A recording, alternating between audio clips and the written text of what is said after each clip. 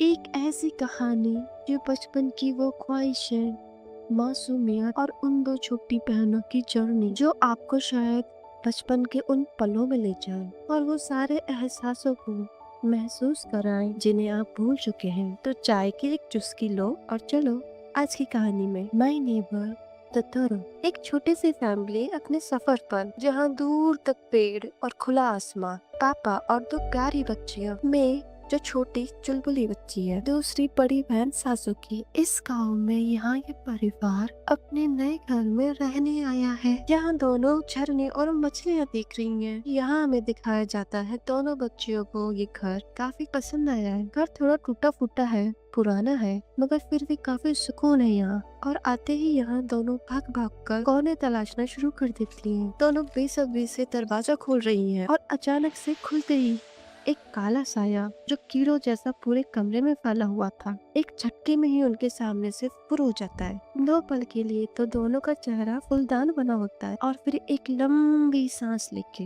दोनों चिल्लाते हुए अंदर गए ताकि वो जो भी था डर कर भाग जाए। अभी भी वो बेहद सावधानी से उस चीज को तलाश रही है, लेकिन दोस्तों वहाँ अंदर कुछ होता ही नहीं है। तभी पापा आए। ओह, तुमने बाथरूम ढूंढ लिया? दोनों बच्चियां उन्हें बताती है उन्होंने कुछ देखा। अच्छा, गिलहरियां थी क्या? पापा ने कहा।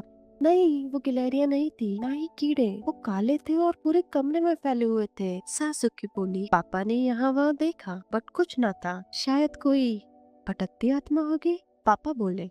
भटकती आत्मा? जैसे वो कहानियों में होती है? वो कोई भूत भूत नहीं है। भूत दिन की रोशनी में नहीं आते बेटा, वो कोई स्पिरिट है जिनकी रोशनी से अंधेरे में जाने से झलक दिख जाती है, पापा बोले। तभी नटखट हंसते हंसते गुनगुनाती है। भूत भूत भूत, कहाँ हो तुम? अंधेरे से क्यों छुपे हो तुम? तभी पापा दोनों को मिशन देते हैं, जाओ सिड्डियाँ ढूंढो और ऊपर की खिड़कियाँ खोल कर आओ। फिर से भागम भाग और दोनों लग जाती हैं सिड्डियाँ ढूंढने। गंदा टॉयलेट, यू यहाँ नहीं है, यहाँ भी नहीं है, नहीं है, नहीं है। और सासुकी को दरवाजे के पार सिद्धि मिल जाती है। कितना अंधेरा है, शायद वहाँ भूत होगा। तभी एक नट जैसी चीज ऊपर से उनके पास गिरी। भूत भूत भूत, कहाँ छुपे हो? बोलकर दोनों ऊपर चढ़ जाती हैं, मगर वहाँ तो कोई नजर आया ही नहीं। तभी कोई पीछे पास से गया, उन्हें महसूस हुआ तो सासुकी जल्दी से भागकर विंडो खोलती है, मगर मैं उन कीड़े जैसी चीजों को उस दरार के अंदर जाते हुए देख लेती है। तभी विंडो के बाहर खड़े अपने पापा से सासुकी बोली, यहाँ सच में कुछ है? हाँ, ये तो और भी अच्छी बात है। मैं हमेशा से किसी डरावने घर में रहना चाहता था, पापा बोले। यहाँ हमारी मैं उस लकड़ी की दरार को खोल रही होती है, वो अपनी उंगली उसमें डालती है, तभी वो कीड़े एक झटके में निकलकर ऊपर सीलिंग में कुछ जाते हैं और हमें रुई के कोड़े जैसी चीज पर दो आंखें नजर आती हैं, जिसे मैं एक टक देखे जा रही है। मैंने इसे पकड़ लिया। तभी उसे अपनी छोटी सी मुट्ठी में बंद कर मैं सबको दिखाने चली जाती है। तभी मैं अपने पड़ोस में रहने वाली दादी से टकरा जाती है और दोस्तों यहाँ मैं उनसे डर के अपनी बड़ी बहन के पीछे छुप जाती है। दादी माँ को मैं काफी क्यूट लगती है।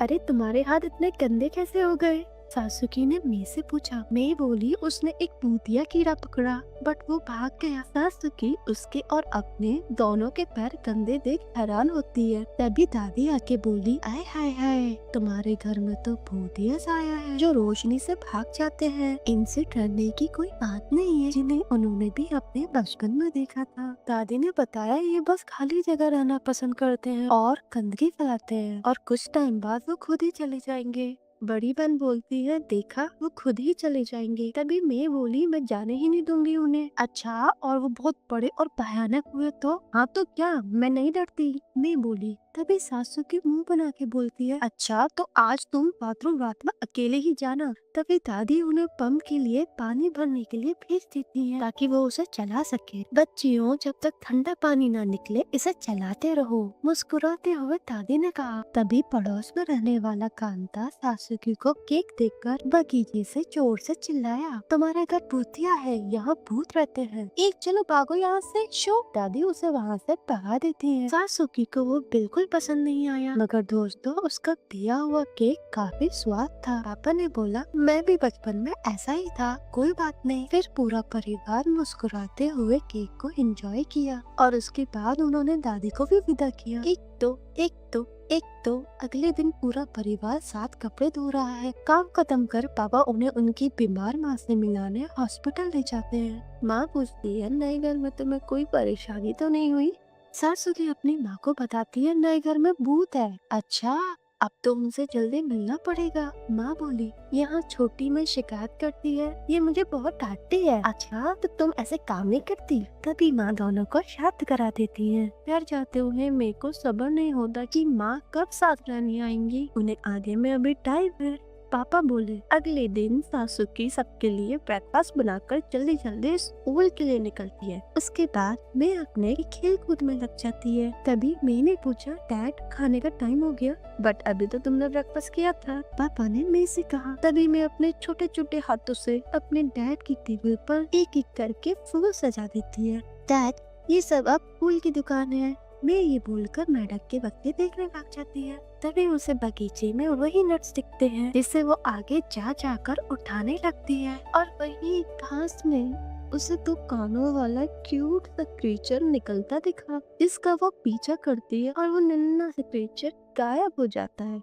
बट आगे में उसे फिर से देख लेती है। वो क्रिएचर उससे भागकर घर के नीचे वाले कैफ में घुस जाता है। मैं बाहर से ही उसका इंतजार करती है क्यूटी पाई। तभी दो क्रिएचर छोटी को झांसा देकर उसके साइड से टिंग टिंग टिंग टिंग करके जाने लगते हैं। उफ, मगर छोटी उन्हें फिर देख लेती है और उनके पास भागती जाती है और फिर वो दोनों क्रिएचर झाड़ियों में फिर गायब। तभी मेरे को अंदर सुरंग दिखती है जहाँ से वो दोनों जा रहे होते हैं और मैं उनके पीछे पीछे आ रही होती बेचारे। और अचानक पेड़ के होल से वो नीचे गिर जाती है। वहाँ उसे एक बड़ा सा फ्लफी बॉल सोया हुआ मिलता है, जिसके ऊपर चढ़कर ये शैतान उसकी नाक पर कुची कुची कर रही होती है और बेचारे को जगा देती है। तुम कौन हो? बड़े वाले भूतो? मैंने पूछा। और हमें क्रिएचर के बड़े बड़े दांत दिखते हैं। तो दोस्तों, छोटी भी उसकी नकल करती है। डॉक्टरो, क्या यही तुम्हारा नाम है? मैं बोली और उसके ऊपर लेटे हुए खुद भी सो जाती है।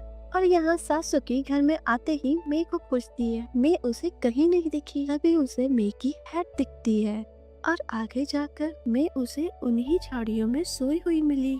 तुम यहाँ क्यों सोई हुई हो? सासुकी ने उसको डांटते हुए कहा। मगर मैं उसे बताती है, उसने टोटोरो को देखा और उसने दो छोटे छोटे क्रिएचर को भी देखा। छोटी भागकर सबको अपने पीछे ले जाती है, मगर वो उसे वहाँ नहीं मिले। तो वो गुस्सा होकर बोलती है, उसने सच में देखा था। तभी उसके पापा बोले, तुमने जरूर स्पिरिट्स को देखा होगा, वो बस अपनी मर्जी से ही लोगों को दिखते हैं। फिर वो उन्हें स्पिरिट से प्रे करने के लिए ऊपर ले जाते हैं और सबकी सलामती के लिए दुआ मांगते हैं। और वही मे को वो सेम ट्री मिलता है, मगर वहाँ उसमें वो होल नहीं होता जिसमें मैं गिरी थी। अगले ही दिन सासुकी को क्लासरूम की विंडो के बाहर में दादी के साथ खड़ी दिखती है। बाहर आने पर दादी बताती है, उसने कहा तुम घर पर नहीं रहोगे तो वो रोती रहेगी। तभी दोस्तों, सासुकी उसे समझाते हैं, स्कूल खत्म होने में अभी 2 घंटे हैं, इसलिए वो उसका इंतजार करे। बट मैं नहीं मानती। बताओ, मेरे सामने नहीं चलते ये रोते हुए बच्चे। मैं तो और बोलती और दाढ़ी मार करो, बिगड़ा है बच्ची।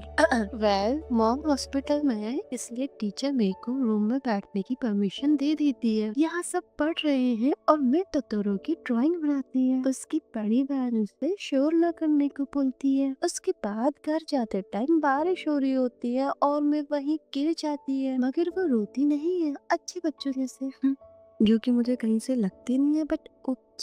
तभी कांता उन्हें वहाँ देख अपना छाता देखकर बिना बोले ही भाग जाता है। मगर घर पर कांता की मॉम उसे बोलती है, कौन सा बेवकूफ ऐसे मौसम में अपना छाता भूलता है? बताओ, तुमने उसे तोड़ दिया ना? उसकी माँ बोली। तभी उसी टाइम मैं और सासुकी आकर उसकी मॉम को उसका छाता देती हैं और उनकी मदद करने के लिए उसे शुक्रिया बोलकर चले जाती हैं। नेक्स्ट सीन में हमें दिखाते हैं, रास्ते में दोनों बस से डैड के आने का वेट करती हैं, बट डैड नहीं आते। अंधेरा है और मेरे को अब नींद आ रही है, तो बड़ी बहन उसे अपने पीठ पर बिठाकर डैड का इंतजार कर रही होती है। और दोस्तों, वहीं उसके बगल में टोटोरो आके खड़ा हो जाता है। बारिश की वजह से सासुकी उसे अपना छाता ऑफर करती है, जिसे इस्तेमाल कैसे करना है तोतोरो को तो समझ में ही नहीं आता। अपने सर के ऊपर ऐसे सासुकी बोली। बारिश की बूंदें तोतोरो के छाते पर गिरी और उससे जो आवाज हुई, पहले तो तोतोरो को अजीब लगा, फिर उसे ये पसंद आया, तो फिर वो जोर से कूदा ताकि बहुत सारा पानी उसके छाते पे गिरे और भी ज्यादा आवाज हो। तभी बस आती है, मगर ये कोई आम बस नहीं थी। एक बड़े मुंह वाली कैट उन्हें नजर आती है, जिसमें तोतोरो बैठकर चले जाता है और जाने से पहले वो मेरे को एक गिफ्ट दे के जाता है। तभी सासुकी को रियलाइज होता है कैट का छाता तो तोतोरो ले गया, और उसी पल डैड भी बस से आ जाते हैं। सासुकी खुशी से बताती है उसने आज क्या देखा। फिर वो हमेशा की तरह माँ को भी खत लिखकर अपने दिन के बारे में बताती है। तोतोरो ने उन्हें तोहफे में नट्स दिए, जिन्हें उन्होंने अपने गार्डन में बो दिए हैं, और दोस्तों जिनसे मेघ पौधे निकलने का बेसब्री से इंतजार करती है। अगली रात जब सब सोए होते हैं, सासुकी उन स्पिरिट्स को अपने बीजों के पास नाचते देखती है। फिर दोनों बहनें भी उनके पास जाकर उन्हें ज्वाइन करती है, और दोस्तों ऐसा करने से बीजों से पौधे निकलकर बड़े होने लगते हैं। देखते ही देखते वो सब एक बड़े से पेड़ में बदल जाते हैं। इसके बाद जब सुबह सासुकी उठी, उसे वहाँ पेड़ तो नहीं मगर उन बीजों से पौधे निकले हुए दिखे, जिसे देख दोनों बहन झूमते हुए बोली, वो एक सपना नहीं था, हमने कर दिखाया। अगले सीन दोनों बहन खेतों में काम कर रही दादी के पास जाते हैं। वो वहाँ सब्जियाँ तोड़ते हैं और मैं एक भुट्टा अपनी मॉम के लिए रखती है। खेतों की ताज़ा सब्जी खाते हुए बड़ी सासुकी बताती है सैटरडे को मॉम आ रही है, फिर वो उनके साथ रहेंगी। दादी बोली, हम उन्हें खूब हरी सब्जियाँ खिलाएंगे जिससे वो जल्दी ठीक हो जाएंगी। तभी कांता सासुकी के पास टेलीग्राम लेकर आता है, जिसमें लिखा होता है जल्दी हॉस्पिटल को कांटेक्ट करें। और दोस्तों इसी हॉस्पिटल में मॉम एडमिट है। उसी टाइम घबराई हुई सासुकी कांता के घर अपने डैड को इन्फॉर्म करने निकलती है और मेको दादी के पास रुकने को बोलती है, बट छोटी में उन्हें अनसुना कर उनके पीछे आ जाती है और उनसे पीछे छूट जाती है। सासुकी के डैड को इन्फॉर्म करने पर डैड उसे बोलते हैं, मैं अभी वहाँ पूछकर बताता हूँ, तुम यहीं फोन के पास रहो, ओके। दूसरे सीन में हमें तीनों को जाते दिखाते हैं। यहाँ सासुकी में से बोली, मॉम अभी नहीं आ रही, उनकी तबीयत अभी ठीक नहीं है, बस कुछ दिन की ही बात है। पर दोस्तों मैं अब और इंतजार नहीं करना चाहती। वो अब समझने के लिए तैयार ही नहीं, उसे उसकी मॉम अभी चाहिए।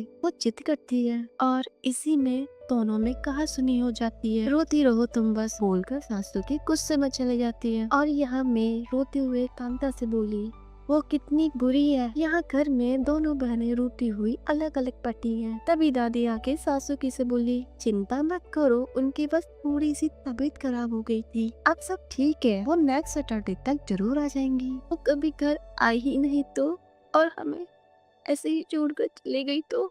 पहली बार भी यही बोला था, उन्हें बस बुखार है। बेचारी सासुकी फिर जोर जोर से रोने लगी। मैं भी उसे रोते हुए सुन लेती है और चुपचाप किसी को बिना बताए ये बड़ा सा भुट्टा अपनी मॉम को खिलाने निकल जाती है। थोड़े ही टाइम सबको पता लग जाता है मैं घर से गायब है, वो जरूर हॉस्पिटल के लिए निकली होगी, सासुकी बोली। बट वहाँ से तो हॉस्पिटल का 3 घंटों का रास्ता है और एक छोटी बच्ची अकेले वहाँ नहीं जा पाएगी। दादी घबरा कर सारे गाँव वालों को उसे ढूंढने को भेज देती है। बड़ी सासुकी भी कुछ समय में को अकेले हर जगह ढूंढ रही होती है।